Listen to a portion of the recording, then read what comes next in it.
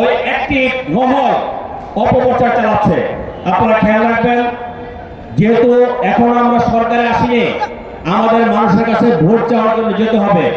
এখন আমাদের এই দেশের শান্তি শৃঙ্খলা এবং যে সমস্ত জায়গায় চাঁদাবাজি হয়, যে সমস্ত জায়গায় সন্ত্রাস হয়, যে সমস্ত জায়গায় দখলবাজি হয়, সে সমস্ত জায়গাগুলোর ব্যাপারে আমাদের খেয়াল রাখতে হবে। আমাদের কোনো কর্মী যাতে ভুলেও সে সমস্ত জায়গায় না যেতে পারে, আমাদের কোনো কর্মীর নামে যাতে কোন রকম কেউ কোনো অপবাদ দিতে না পারে, সেদিকে দৃষ্টি রাখবেন। পাশাপাশি এটা একটা রাজনৈতিক সংগঠন, এখানে মসজিদের ইমাম সাহেব থাকবে, আবার এখানে মসজিদের জুতাচোর থাকবে, কিন্তু আমরা খেয়াল রাখবো আমরা কাকে নেতা বানাবো। আমরা খেয়াল রাখবো যে দলের যে যোগ্য কর্মী আমরা তাকেই নেতা বানাবো। বন্ধুরা আমার, এই জিনিসটা আমাদের দৃষ্টিতে রাখতে হবে।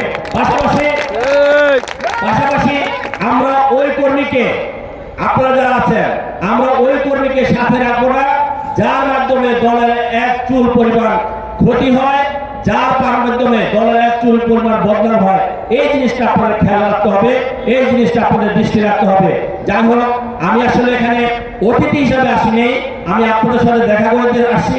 আর আমার স্টেজে যারা আছে সবাই আমার ছোট ভাই, একসঙ্গে রাজনীতি করেছি, যার কারণে তাদের সাথে আমি দেখা করতে আসছি। আমার আরেকটি জানাজার প্রোগ্রাম আছে, আমি এখনই চলে যাব। আমি দেখা করতে আসছি, তারপর তারা রিকোয়েস্ট করলো একটু বক্তব্য দেওয়ার জন্য। আপনাদের অনুষ্ঠান আপনারা করবেন, আমাদের সহযোগিতা ভাইরা আছে, সাথীরা আছে, তারা করবে। আপনাদের সার্বজনীন সহযোগিতা আমি জীবনে যতদিন বেঁচে আছি আপনাদের পাশে আছি, ছিলাম এবং ইনশাআল্লাহ থাকবো। এবং যে কোনো ব্যাপারে, যখনই যে কোনো ব্যাপারে হবে আপনারা আমাকে জানাবেন। আপনাদের পাশে থেকে, আপনাদের সাথে থেকে আপনারা সেই কাজগুলো করা যাবে। বক্তব্য দীর্ঘায়িত না করে শুধু একটি কথাই বলবো, আপনারা বারবার আমাদের পার্টির ভারপ্রাপ্ত চেয়ারম্যান তারেক রহমান সাহেব যে বক্তব্য দিচ্ছেন, আপনারা সামনে যারা আছেন এবং আমাদের স্টেজে যারা আছেন সবাই সেই বক্তব্যগুলো শুনবেন। একটা বক্তব্য কমপক্ষে 3 বার শুনবেন, তাহলে বুঝতে পারবেন